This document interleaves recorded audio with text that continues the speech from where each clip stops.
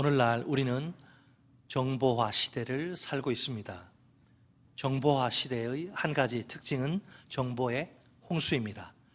각종 TV 채널이나 인터넷을 통해 쏟아져 나오는 뉴스의 양이 어마어마합니다. 원래 홍수가 나면 여러분 어때요? 홍수가 나면 물은 많지만 정작 마실 물을 구하기는 어려운 법이지요. 마찬가지로 넘쳐나는 정보들 가운데 가짜 뉴스가 얼마나 많은지 모릅니다. 자칫하다간 우리가 그런 뉴스에 속아 넘어가기 쉽습니다. 가짜 뉴스의 폐해는 생각보다 심각합니다. 굳이 제가 여기서 일일이 언급하지 않더라도 다들 잘 아시지요? 우리가 뉴스라고 해서 출처도 따져보지 않은 채 무조건 다 믿으면 큰 코 다칩니다. 솔직히 말해 가짜 뉴스만이 문제일까요? 여기저기서 온갖 거짓이 춤추는 어지러운 세상이 아닙니까? 개인이든 집단이든 욕망을 추구하느라 수단과 방법을 가리지 않다 보니 그렇습니다.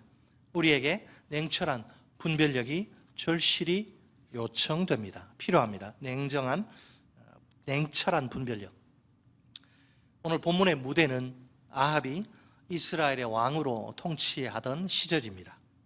오늘날처럼 거짓이 난무하는 시대입니다. 그 와중에 이제 참과 거짓이 치열한 대결을 펼칩니다. 참의 입장에선 수적으로 완전히 열세인 처지라 정말 힘겨운 싸움입니다. 거짓이 숫자로 밀어붙이는 바람에 다수의 횡포로 어려움이 커집니다. 과연 참과 거짓 중 어느 편이 마지막에 웃는 승자가 될 수 있을까요? 우리 다 함께 그 흥미진진한 승부의 세계 속으로 들어가 봅시다. 역대하 18장의 주제는 선지자 미가야가 아합 왕에게 던진 경고입니다. 먼저 1절은 본문에 사건이 일어난 배경을 언급합니다. 여호사밧이 부귀와 영광을 크게 떨칩니다. 이미 앞에서 한번 소개된 적이 있는 내용입니다.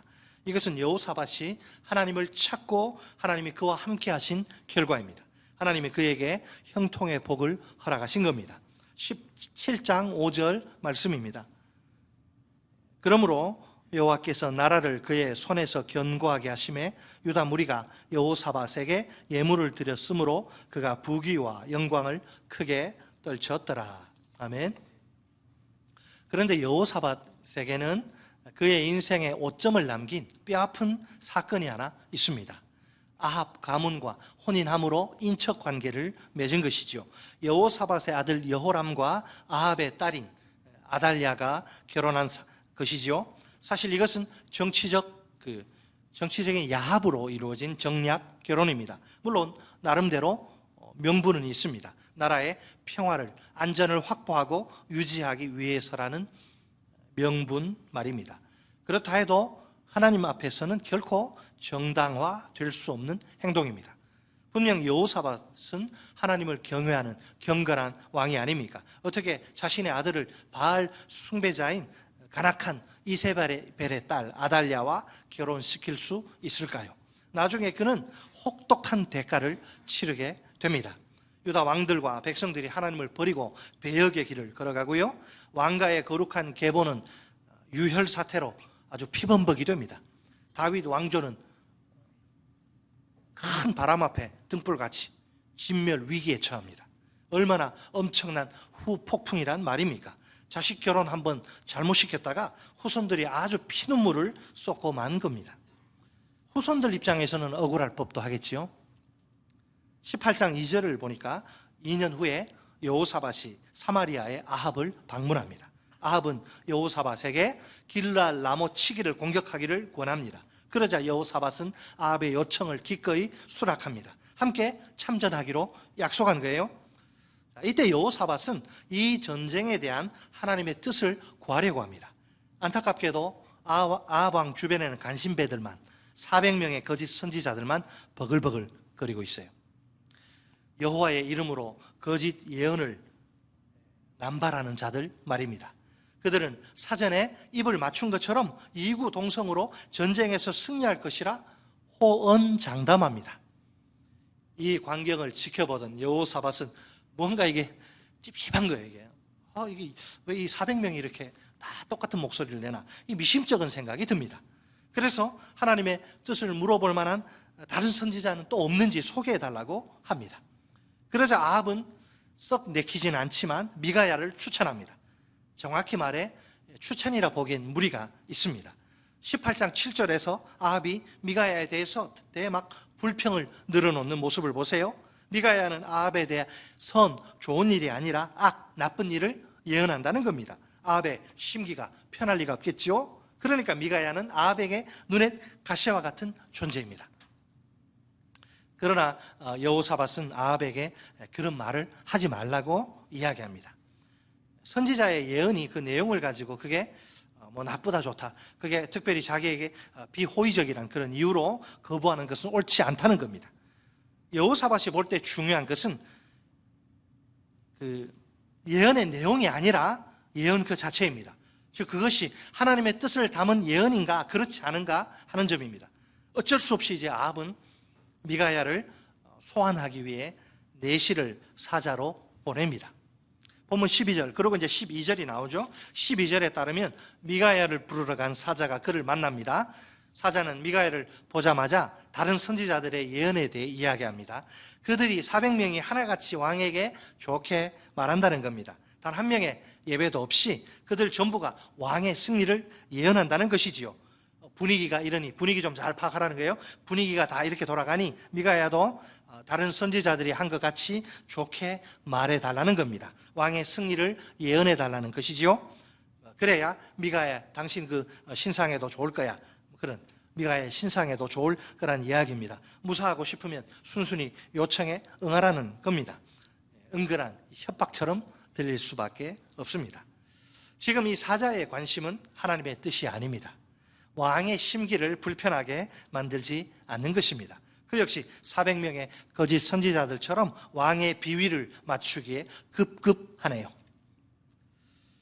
미가야의 대답은 무엇입니까? 우리 다 같이 본문 13절 말씀을 한 목소리로 읽겠습니다. 13절 시작. 미가야가 이르되 여호와께서 살아 계심을 두고 맹세하노니 내 하나님께서 말씀하시는 것 곧 그것을 내가 말하리라 하고. 아멘. 무슨 말입니까? 자, 미가야는 자기가 누구인지 그 신분을 정확히 알고 있습니다. 그는 하나님이 보내신 참 선지자입니다. 다른 말로 하면 하나님이 그분의 백성들에게 보내신 하나님의 대변자, 스피커예요. 하나님의 입입니다. 입. 그래서 그가 뭐라고 이야기합니까? 여호와를 이야기합니다. 여호와께서 살아 계심을 두고 맹세하노니, 여호와 앞에서 여호와가 지금 나를 보고 있는데 내가 어떻게 하겠느냐 이거죠. 또한 미가야는 자기가 무엇을 해야 하는지 그 사명도 잘 알고 있습니다. 그는 하나님의 백성들에게 헛소리하지 말고 하나님의 말씀을 가감없이 있는 그대로 전해야 합니다. 그래서 이렇게 이야기하죠. 내 하나님께서 말씀하시는 것 곧 그것을 내가 말하리라. 아멘. 네가 나에 대해서 예언을 이래라 저래라 그런 말 하지 마. 나는 하나님께 받은 메시지가 있어. 하나님께서 주신 거 그것만 할 테니까 다른 소리 하지 마. 이거죠. 이거예요. 이게 무슨 이야기냐면 예언의 내용이라고 하는 것은 선지자가 마음대로, 또 다른 사람도 마찬가지, 예언의 내용은 선지자가 함부로 이게 결정하는 게 아닙니다. 오직 하나님 한 분만이 자신의 뜻에 따라 자유롭게 결정하십니다. 하나님이 선지자의 입에 할 말을 전할 예언을 쏙 하고 이렇게 넣어주시는 거예요. 참 선지자라면 하나님과 다른 목소리를 낼 수 없습니다. 그에게 중요한 것은 예언의 내용이 아닙니다. 그것이 무슨 내용이든 신경 쓸 이유도 필요도 없어요. 거기에다 뭘 보태거나 빼서는 절대로 안 됩니다. 하나님이 자기에게 주신 예언이니까 그냥 액면 그대로 물 타지 말고 액면 그대로 100% 그대로 전하기만 하면 됩니다. 그 이상도 그 이하도 아닙니다. 그의 책임과 역할은 딱 거기까지예요. 청중들이 어떻게 반응할까요? 청중들의 반응 마찬가지입니다. 여러분, 그들이 좋아하든 싫어하든 그 선지자가 관여할 바가 아닙니다. 만약 그들의 반응에까지 영향력을 행사하려고 한다면, 듣기 좋은 소리 들으려고 이제 그들의 반응에까지 막 영향력을 억지로 행사하려고 한다면 그것은 명백한 월권입니다. 월권. 선지자의 책임은 하나님이 주신 예언을 그대로 전하는 거예요. 하나님의 예언에 대해서 이제 청중들이 반응을 보이잖아요. 이 하나님의 예언에 대한 청중들의 태도는 어떨까요? 선지자의 태도와 비교해서 이게 별다르지 않습니다. 청중들도 자기들이 예언의 내용을 좌지우지할 수 없어요. 듣고 싶은 예언은 듣고 듣기 싫은 예언은 발로 뻥 차버릴, 그를 거절하고 거부할 자유가 그들에게는 없습니다. 그들의 책임은 그 예언을 하나님의 뜻으로 믿고 받아들이는 것입니다. 예언의 내용이 좋으니 나쁘니 판단 후에 수용 여부를 결정해도 될까요? 큰일 날 소리입니다. 그것은 분수에 맞지 않는 위험천만한 월권입니다. 드디어 이제 4시의 안내로 미가야가 아합과 여호사밧 앞에 당도합니다. 미가야를 보자 아합은 기다렸다는 듯이 대뜸 그에게 질문을 던집니다. 보면 14절 상반절 말씀입니다. 미가야야, 우리가 길랄 라모스로 싸우러 가랴 말랴? 솔직히 아합은 이런 질문을 하지만은 하나님의 뜻에는 추호의 관심도 없습니다. 오로지 자기의 욕망을 하나님의 뜻으로 둔갑시키고 싶을 따름입니다. 이미 답이 정해져 있는 질문인 셈이지요. 미가야로부터 아합이 진정으로 듣고 싶은 말은 뭘까요? 왕은 길랄 라모스로 싸우러 가십시오. 그러면 하나님이 왕에게 틀림없이 승리를 주실 것입니다. 과연 미가야는 아합이 기대하는 이런 달콤한 대답을 줄 수 있을까요? 보면 14절 하반절 말씀입니다. 뭐라고 되어 있나요? 14절 하반절에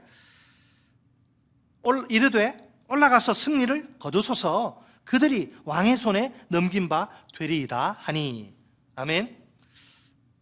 뭔가 이상하지 않습니까? 아니, 도대체 이게 어떻게 된 일이란 말입니까? 미가야 입에서 아합이 그토록 듣고 싶어 하는 그런 대답이 흘러나오다니요.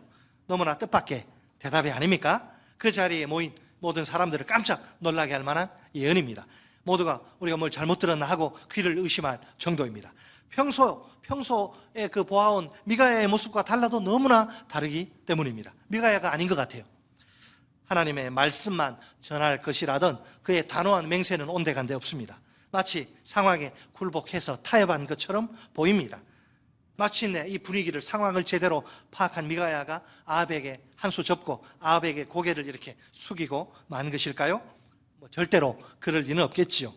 사실을 말하자면 다른 선지자들의 말을 이렇게 흉내낸 비비 꼬아서, 어떻게 보면 선지자들의 말을 흉내낸 조롱일 뿐입니다. 그의 대답은 거짓 선지자들의 대답과 비슷하지만 똑같지는 않습니다. 거짓 선지자들은 당신은 올라가소서, 당신은 승리하소서 이렇게 아합만을 가리킵니다. 하지만 미가야는 당신들은 올라가소서, 당신들은 승리하소서라며 여호사밧까지 거기 포함시킵니다. 길랄 라못 전쟁이 하나님의 뜻과 상관없고 아합과 여호사밧의 합작품, 이게 야합이란 점을 지적한 거예요. 원래 승리하다는 성공하다, 형통하다는 뜻입니다. 전쟁에서 승리를 의미합니다. 그러나 여기서는 그런 뜻이 아닙니다. 좀 의미가 다른 성공을 이야기하는 겁니다. 전쟁을 통해 죽음의 심판이 반드시 아합에게 임할 것입니다. 여호사밧에게는 죽음의 위기가 꼭 닥칠 것입니다. 둘 다 이제 성공하는 거죠. 그렇다면 이것은 좋은 의미에서가 아니라 나쁜 의미에서의 성공입니다. 일종의 복선이 깔려 있다고 볼 수 있습니다.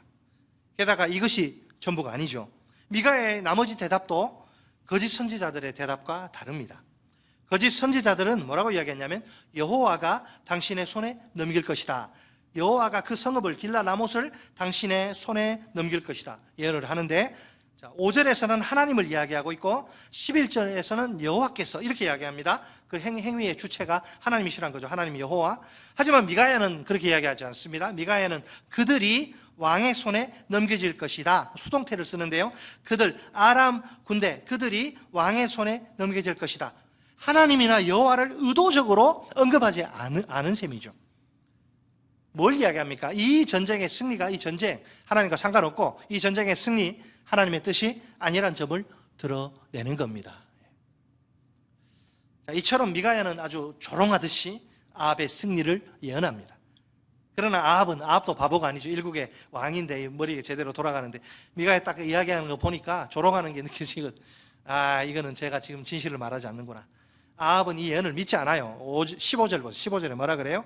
이제 아합이 이제 열받아가지고, 왕이 그에게 이르되 여호와의 이름으로 진실한 것 이외에는 아무것도 말하지 말라고 내가 몇 번이나 네게 맹세하여야 하겠느냐 하니, 이 사람아 내가 몇 번씩 너게 말해야지 네가 제대로 말하겠느냐. 예? 아합이 지금 미가야에게 하고 싶은 말 이것이죠. 예? 여기에도 거짓이 있습니다. 자, 너 뭐 여호와의 선지자라며 어떻게 나한테 거짓 예언을 할 수가 있어? 어서 내게 진실을 말해다오. 나도 하나님의 뜻을 알고 싶으니까. 알고 싶기는 뭐 알고 싶어요? 우리 이럴 때 세상 사람들이 쓰는 말 두자, 개뿔. 뜻을 알고 싶긴 뭐 알고 싶어요? 알고 싶지 않아요. 근데 이제 그렇게 하는 거지. 누가 거짓말합니까? 자, 400명의 거짓 선지자들이 하나같이 전쟁의 승리를 예언할 그때와 그 장면, 지금 이 장면을 비교해 보세요. 그때 아합은 상당히 기분 좋은 예언이잖아요. 아합은 굉장히 그냥 그러면 그렇지, 굉장히 흡족한 표정을 지으며 속으로 쾌재를 불러요. 하지만 이제는 미가야가 또 전쟁의 승리, 똑같은 그 전쟁의 승리를 예언하는데도 이제 좋아하지 않아요. 그 대신 의심이 가득한 눈초리로 째려보면서 이러면서 진실을 말하라고 막 다그치는 거예요. 아합이 왜 이러는 걸까요? 똑같은 전쟁의 승리를 이야기하는데 왜 어떤 때는 속으로 쾌재를 부르고 어떤 때는 막 인상을 쓰면서 너 바른 말 안 하냐고 막 다그칩니까? 이 전쟁이 정당하지 않다고 자기 양심이 막 소리치기 때문이에요. 자기도 알기 때문인데 그런 거예요. 여러분, 우리도 간혹 그러지 않습니까? 이것이 분명히 이건 안 좋다는 거 알아요. 이게 하나님 기뻐하시지 않는다 알아요. 양심이 알거든. 그럼에도 그걸 할 때 마음이 편합니까? 자기는 알면서 죄 짓잖아요. 그 상황이라. 양심이 너 정신 차려. 양심이 고발을 하는데도 그걸 묵사 죽여버리는 거죠. 자기 욕심 때문에. 자, 이제는 이 돌아가는 상황을 보니까 더 이상 미가야가 여기서 버틸 수가 없어요. 진실을 이제 감출 수 없는 상황이라. 결국 그는 여호와의 이름으로 진실을 말합니다. 하나님이 자기에게 보여주신 그 두 가지 환상을 이야기한 거예요. 이 환상들은 하나같이 아합의 패배와 죽음을 상징합니다. 첫째 환상, 본문 16절 말씀, 여러분 심심하시니까 우리 같이 한번 읽겠습니다. 16절 시작. 그가 이르되 내가 보니 온 이스라엘이 목자 없는 양같이 산에 흩어졌는데 여호와의 말씀이 이 무리가 주인이 없으니 각각 평안히 자기들의 집으로 돌아갈 것이니라 하셨나이다 하는지라. 아멘. 자, 미가야가 뭘 봤어요? 뭘 보고 뭘 듣습니다. 보니까 이스라엘 군대가 눈앞에 보이는데 목자 없는 양같이 막 마음대로 뿔뿔이 막 흩어져 있어요. 그리고 하나님의 음성이 들리기를 이 무리가 주인이 없으니 각각 평안히 돌아가라. 이 뉘앙스 자체가 부정적인 것 같지 않아요? 야, 이 무리가 주인이 없으니 이제 각각 평안히 돌아가라. 이런 음성이 들리는데, 여러분, 목자 없는 양은 누구를 가리킬까요? 예? 왕을 잃은 그 전쟁 나간 백성을 가리키고, 자, 그렇다면 이것은 아합이 전쟁에서 죽을 것이란 예고입니다. 그리고 현재도 이스라엘에 왕이 없다는 것을 뜻합니다. 아합이 참 목자라면 양들을 하나님께로 인도해야 되지 않습니까? 그러나 그러기는커녕 그 양들을 바알과 우상에게로 인도한 걸 보니 거짓 목자가 틀림없습니다. 상식적으로 생각할 때 목자가 없어진다. 그러면 양들에게는 어떤 의미가 있습니까? 목자가 없어지면 양들이 고통을 겪을 것 같지요. 상식적으로. 이상하게도 지금 이 현실, 환상의 현실은 지금 그렇지 않습니다. 백성들은 전쟁에서 패배했는데 각자의 집으로 이제 돌아가게 되고, 자, 우상을 섬기던 그 악질 왕이 이제 죽으니까 평화를 누리게 돼요. 참으로 역설적인 일이 아닐 수 없습니다. 왕이 죽은 게 더 잘된 일이라, 백성들에게는. 곧이어 이제 미가야의 예언에 대한 그 아합의 반응이 이제 그 두 번째 환상 나오기 전에 그게 중간에 끼어들어서 이제 미가야의 예언에 대한 아합의 반응이 등장하는데 17절에 가면 아합은 여호사밧에게 이제 하소연을 합니다. 그는 이 예언을 진지하게 받아들이지 않습니다. 예언의 내용만 신경을 쓰니까 그렇지요. 그 내용이 좋은 일이 아니라 나쁜 일이나 싫다는 거예요. 이 타락한 인간의 본성이죠. 여러분, 듣기 좋은 소리는 듣고 듣기 싫은 거 싫잖아요. 아합도 타락한 인간이라 그런 거죠. 자, 그러자 미가야는 아합에게 여호와의 말씀을 들으라 그렇게 충고합니다. 예언의 내용에 대해 자기 멋대로 판단하지 말라는 거예요. 예언이 듣기에 좋든지 나쁘든지 상관하지 말고 수용하라는 것입니다. 계속해서 미가야는 자기가 본 둘째 환상을 소개하는데 본문 19절로 21절에 나오는 하나님과 천상의 영들이 모인 회의, 천상의 회의 장면입니다. 마치 생중계를 보는 것 같이 생생합니다. 여기서 우리는 어떻게 그 앞에서 400명의 선지자들이 거짓 예언을 하게 된 건지 알게 됩니다. 이것은 아합을 향한 하나님의 뜻과 관련되어 있습니다. 하나님이 정하신 아합의 운명은 무엇입니까? 누군가의 유혹을 받아 길랄 라못으로 올라가 거기서 죽는 것입니다. 이것은 아합이 무슨 수를 쓰더라도 거부할 수 없는 하나님의 뜻입니다. 아니나 다를까 한 영이 하나님의 허락을 받아 하나님의 통제 속에서 이제 아합을 유혹합니다. 그가 거짓말하는 영이 되어 아합의 모든 선지자들의 입에 거짓말을 골고루 다 입 벌려 해서 다 400명 입에 거짓말을 다 집어넣으신 거예요. 이 환상에 의하면 아합은 안전하게 살아서 돌아오지 못할 것입니다. 끝으로 미가야는 이제 아합이 왜 이렇게 죽어야 되느냐, 전쟁에서 비참하게 죽어야 되느냐, 그 의미를 가르쳐 주는데 22절, 자, 죽음의 의미가 무엇이죠? 그것은 하나님의 심판이라, 재앙이란 모습으로 죽음의 재앙으로 나타난 하나님의 심판입니다. 물론 그의 죄에 대한 합당한 정당한 심판입니다. 여러분, 죄의 삭은 사망입니다. 모든 죄의 끝은 죽음이고 영원한 지옥 형벌입니다. 자, 하나님이 미가야의 예언을 통해 자신의 뜻을 분명히 전달하시지 않습니까?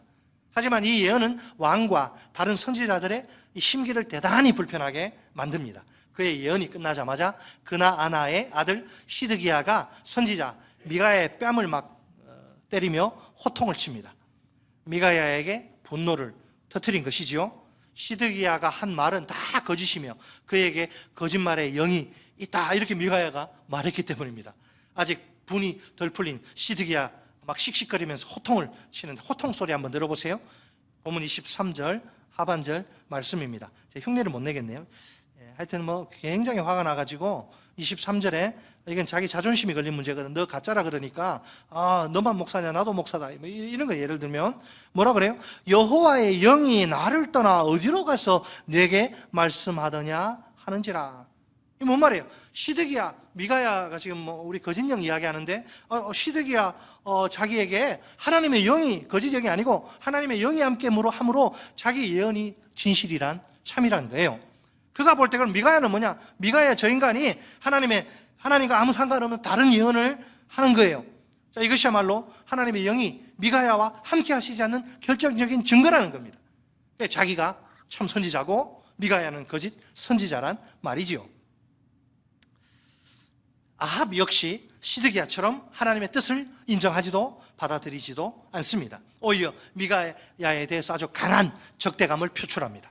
그를 그냥 감옥에 가둬버립니다. 꼴 보기 싫으니까 저 인간, 여기 보니까 놈이라는 게 나오죠. 놈이란 말이 나와요.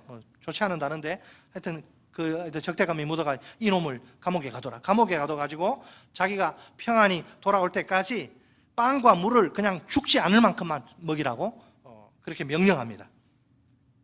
그러나 참 이게 우스운 일이죠. 그러나 어차피 아합은 뭐 한 치 앞도 못 보는 거죠. 아합의 운명은 전쟁터에 의기양양하게 나갔다가 죽는 거예요. 죽는 겁니다. 전쟁터에서.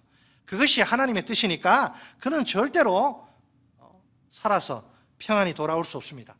하나님께 회개하고 하나님께로 돌아오기 전에 살아서 고향으로 돌아올 수는 없어요. 죽습니다. 자, 오늘 우리는 본문에서 두 종류의 선지자를 만납니다. 한 사람은 참 선지자이고 다른 한 사람, 그 400인 다 마찬가지고 거짓 선지자. 미가야는 하나님이 보내신 참 선지자입니다. 그는 무슨 예언을 하면 사람들이 좋아하고 사람들에게 대접받고 또 안전하게 살아남을 수 있을지 잘 알아요. 그러나 그는 오직 하나님이 주신 말씀만 전합니다. 그 결과가 어떨지는 상관하지 않습니다. 그것은 자기가 어떻게 할 수 없는 일, 자기 영역 밖의 일이기 때문입니다. 결과는 그에게 하나도 중요하지 않습니다. 설사 자기가 그렇게 하나님의 말씀만 전하다가 죽더라도 괜찮습니다. 그것이 하나님의 뜻이라면 어쩔 수 없는 일이니까 감수해야만 합니다. 여러분, 이것이 주의 종들이 걸어가야 할 길입니다. 인기가 있을 리가 없죠. 이렇게 이것이 주의 종이 가야 할 길. 반면에 시드기야는 하나님과 아무 상관없는 거짓 선지자입니다. 그는 하나님의 말씀을 전하는 것이 아니라 사람들이 듣기 좋아하는 말을 전하는 거죠. 무슨 말을 하면 사람들이 좋아하고 자기가 대접받을지 알거든. 그에게 중요한 것은 하나님의 말씀이나 하나님의 뜻이 아닙니다. 세상 권력자들이나 청중에게서 기대할 수 있는 인기, 또 보상, 명예, 그런 거예요. 이 세상에 참 선지자와 거짓 선지자만 있는 것이 아닙니다. 하나님의 참 백성과 거짓 백성도 있습니다. 예수님의 용어로 표현하면 알곡과 가라지입니다. 여러분 얼마나 놀랍습니까? 참 안타깝고 슬픈 일이죠. 교회 다니는 사람들이 다 알곡이 아니고 그 중에 가라지가 섞여 있대요. 우리가 하나님의 참 백성이라면, 알곡이라면 하나님의 말씀을 잘 들어야 합니다. 그것이 하나님의 뜻이니까 내게 좋게 들리든 나쁘게 들리든 상관없어요. 우리에게는 하나님의 말씀에 대해 이러쿵 저러쿵 판단할 자격이나 권리가 없습니다. 그것은 월권 행위입니다. 하나님의 진리의 말씀이 틀림없다면, 전제가 붙죠 물론. 하나님의 진리의 말씀이 틀림없다면 무조건 아멘으로 화답하고 순종해야 합니다. 그것이 우리가 이 땅 위에서 안전하게 행복하게 사는 길입니다. 자, 그렇다면 우리가 어떻게 참이냐 거짓이냐를 분별할 수 있을까? 이 온갖 거짓이 난무하는 이 시대에 뭐가 참이고 뭐가 거짓이냐? 언론을 보더라도 다 똑같은 사건인데 다 달라. 뭐가 참이고 거짓인지 헷갈려요. 방송을 봐도 다 달라요. 다. 뭐가 참이냐, 뭐가 거짓이냐, 이거 어떻게 우리가 분별할 수 있습니까? 그것이 하나님의 뜻과 일치하느냐, 불일치하느냐를 보면 알 수 있습니다. 그러니까 우리가 분별의 기준은 단 하나, 하나님의 뜻입니다. 그런데 참이냐 거짓이냐 이거 단순히 말씀, 예언에만 국한된 문제가 아닙니다. 우리 삶의 광범위한 영역에 적용해 보아야 할 아주 중요한 문제입니다. 십자가를 앞에 두시고서 예수님은 겟세마네 동산에서 간절히 땀이 핏방울처럼 모세혈관이 터졌네 어떠네 별 해석이 다 있는데 어쨌든 복에 피가 막 쏟아지는 것처럼 그렇게 간절히 기도를 하십니다. 이 장면은 마태와 마가와 누가가 모두 기록할 정도로 중요합니다. 그 중에서 한 구절, 마가복음 14장 36절은 예수님의 기도의 내용을 이렇게 소개합니다. 잘 아시는 말씀이죠. 이르시되, 여기서 특별히 저는 이게 마음이 아파요. 그냥 아버지라고 하지 않고 아빠, 어린아이의 용어를 여기서 그냥 이르시되 아버지 이렇게 할 수 있거든요. 근데 아빠, 이게 너무 마음이 아픈 거잖아. 아빠, 어린아이가 전적으로 아버지 신뢰하면서 아빠, 그렇게 마지막에 기도하세요. 아빠, 아버지요. 제 마음 아시잖아요. 아빠, 아버지께는 모든 것이 가능하오니 이 잔을 내게서 옮기시옵소서. 그러나 나의 원대로 마시옵고 아버지의 원대로 하옵소서 하시고 우리를 위해서 이렇게 기도하셨습니다. 여기서 잔은 무엇을 상징합니까? 사명을 완수하시기 위해 아버지의 손에서 취하신 하나님의 진노와 죽음의 성배, 진노와 죽음의 거룩한 잔 기꺼이 받으신 거예요. 예수님께 하나님의 뜻은 자신의 생명보다 소중합니다. 곧 하나님의 뜻과 이제 조금 있으면 하나님의 뜻과 자신의 생명 둘 중에서 하나를 선택하셔야 할 상황이 닥칩니다. 놀랍게도 예수님은 자신의 생명이 아니라 하나님의 뜻을 선택하십니다. 하나님의 뜻에 순종하시기 위해 자신의 생명을 기꺼이 버리신 것입니다. 그렇다면 예수님께 가장 소중한 것은 바로 하나님의 뜻입니다. 오늘 예수님을 믿고 그분의 이름으로 예배하는 우리는 어떻습니까? 우리에게 하나님의 뜻은 과연 어떤 의미가 있습니까? 우리 오늘 본문 책갈피에 놓으시고 신약성경 갈라디아서 2장으로 가겠습니다. 갈라디아서 2장 20절 상반절 말씀, 304쪽, 신약성경 304쪽을 꼭 찾으시기 바랍니다. 갈라디아서 2장 20절 상반절 말씀, 304쪽입니다. 우리 같이 한 목소리로 시작. 내가 그리스도와 함께 십자가에 못 박혔나니 그런즉 이제는 내가 사는 것이 아니요 오직 내 안에 그리스도께서 사시는 것이라. 아멘. 이게 솔직히 이해가 되십니까? 이게 뭔 말입니까 도대체? 나 지금 살아있잖아요. 저는 설교하고 있고 여러분 설교 듣고 있잖아요.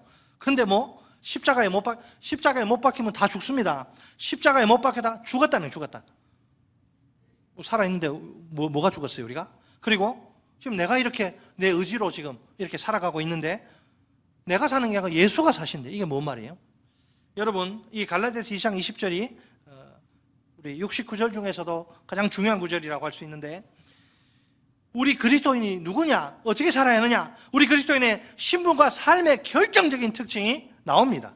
자, 먼저 우리 그리스도인이 누구냐? 골고다에서 2000년 전에 그리스도와 함께 십자가에 못 박혀 죽은 자, 우리는 시체예요. 시체. 바울이 이렇게 말합니다. 로마서 6장 6절 말씀입니다. 우리가 알거니와 우리의 옛사람이 예수와 함께 십자가에 못 박힌 것은 죄의 몸이 죽어 다시는 우리가 죄에게 종노릇하지 아니하려 함이니. 아멘. 옛사람, 늘 죄에 질질 끌려다니고 죄에 전혀 저항할 수 없던 우리 옛사람이 예수가 십자가에 못 박혀 돌아가실 때에 같이 십자가에 못 박혀 그 옛사람이 죽어버렸다.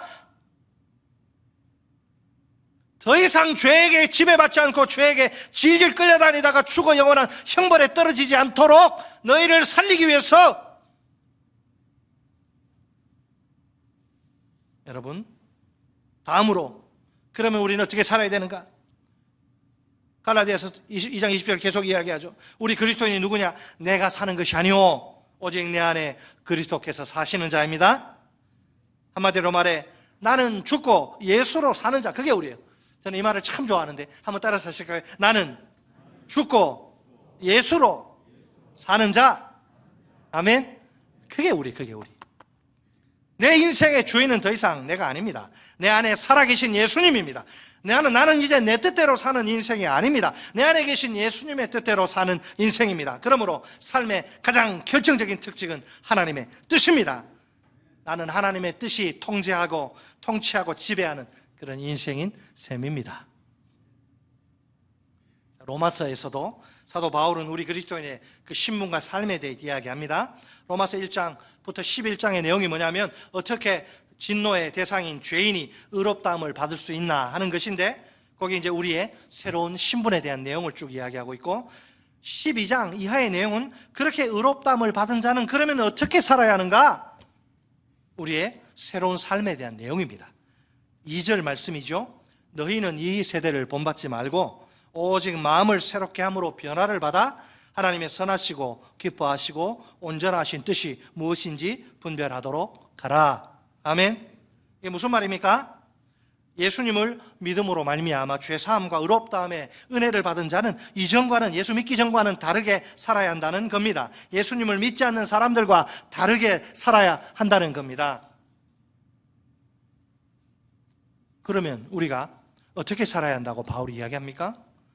이 세대를 본받지 말라. 이 세대는 하나님을 좋아하지 않아. 하나님을 거역하고 하나님을 거부하고 네가 인생의 주인이다. 네 마음대로 살아라. 그것이 진정한 자유다. 또 얼마나 악하고 음란하고 더러운지 몰라. 이 세대를 본받지 말라. 이 세대에 질질 끌려다니지 말라. 그렇게 하지 말고 그럼 뭐 해야 돼요? 하나님의 뜻이 무엇인지를 분별하라. 하나님의 뜻은 완벽합니다. 선하시고 기뻐하시고 온전하신 완벽한 하나님의 뜻을 분별하라. 그 뜻대로 살라. 아멘. 그렇다면 우리 그리스도인들의 삶의 중심은 하나님의 뜻입니다. 우리는 하나님의 뜻을 분별해서 그 뜻대로 순종하는 삶을 매일매일 살아야 합니다. 그래서 제가 큐티를 강조하고 큐티 책을 계속 공동 구매해서 재직들 제발 사시라고 하는 이유가 이걸 위해서. 제가 그 책 더 판다고 저한테 돌아오는 거 아무도 없어요. 하나님의 뜻을 잘 이 세대 정신팔려가지고 유행 따라가고 막 유행 따라 사는 것도 제멋이라지만 반딧불 초가집도 님과 함께 그렇게 하지 말고 하나님의 뜻을 분별하고 그 뜻대로 순종하는 삶을 살아야 되는데, 왜? 그것이 죄사함과 의롭다함의 은혜를 받은 우리에게 하나님이 요구하시는 삶이기 때문에, 그런 삶을 통해서 우리가 이 세상 사람들과 뚜렷이 구별될 수 있습니다. 목에 십자가 목걸이 하고 하지 말라는 이야기 아닌데, 목에 십자가 목걸이 하고 성경책 들고 다니고 차 트렁크 엉덩이에 그 물고기 붙이고 그래가지고 우리가 예수 믿는 사람, 하나님의 자녀라고 드러나는 것이 아니고 하나님의 뜻, 하나님의 세상 사람들과 구별된 하나님의 뜻 붙들고 순종하는 삶을 볼 때 이상하다. 저 사람은 참 이상하네. 토요일날 주일날 놀러 다니고 이래야 되는데 저 사람은 주일이면 꼭 교회 가네. 우리하고 다르네. 쉽게 말해. 여러분, 예수님처럼 우리에게도 가장 소중한 것은 다른 게 아니라 하나님의 뜻입니다. 부모도 아니에요. 자식도 아니에요. 배우자도 아니에요. 하나님의 뜻이에요.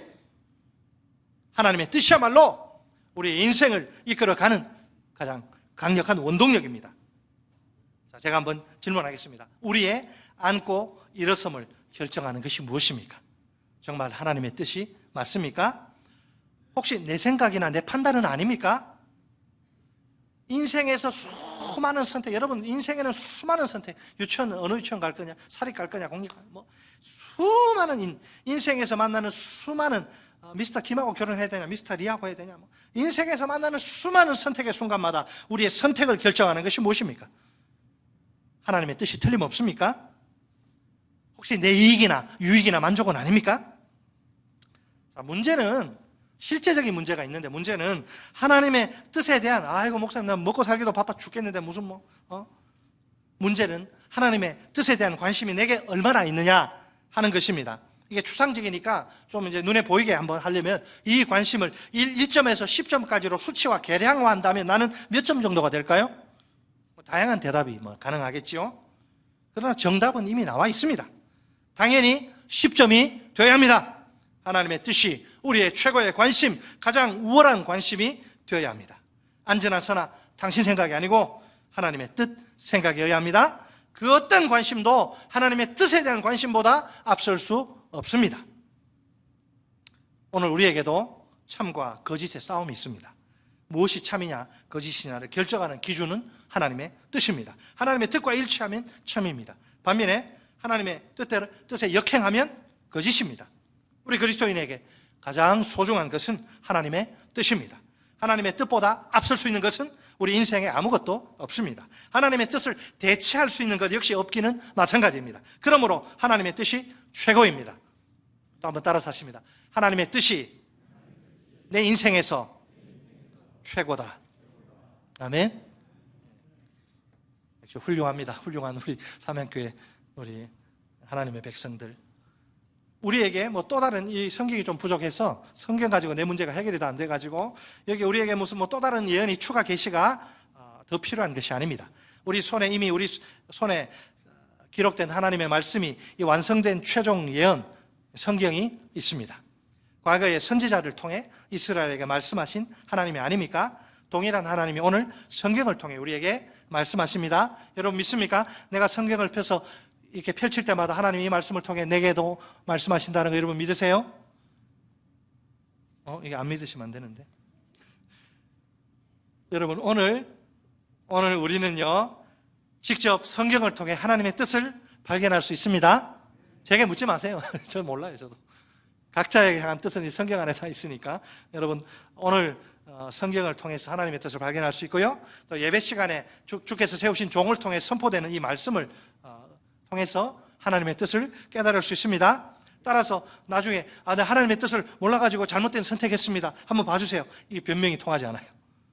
여러분 만왕의 왕이신 우주의 대왕마마이신 하나님이 오늘 우리같이 먼지요 흙에 불과한 연약한 인생들에게 말씀하신다. 직접 말씀하신다. 얼마나 감사한 일입니까? 이 시간 우리가 하나님 앞에서 결단할 수 있기를 바랍니다. 참과 거짓이 판을 치는 이 어지러운 세상 가운데서 참을 선택하기로 말입니다. 그러기 위해서는 날마다 하나님의 뜻을 부지런히 살펴야 합니다. 혹시 우리 가운데 지금 참이냐 거짓이냐 이 선택의 기로에서 지금 왔다리 갔다리 방황하는 분이 계십니까? 이 머리로는 참을 선택해야 할 줄 알지만 뭔가 마음이 자꾸 거짓에 이렇게 기울어지고 쏠린다면 이게 문제입니다. 만약 그런 분이 계시다면 과감하게 믿음으로 모든 거 하나님께 다 맡기고 참을 선택하시기 바랍니다. 어떤 경우에라도 우리가 거짓을 선택하는 일만큼은 피해야 합니다. 설사 그것이 내게 엄청난 이익과 놀라운 행복을 보장한다고 유혹해도 말입니다.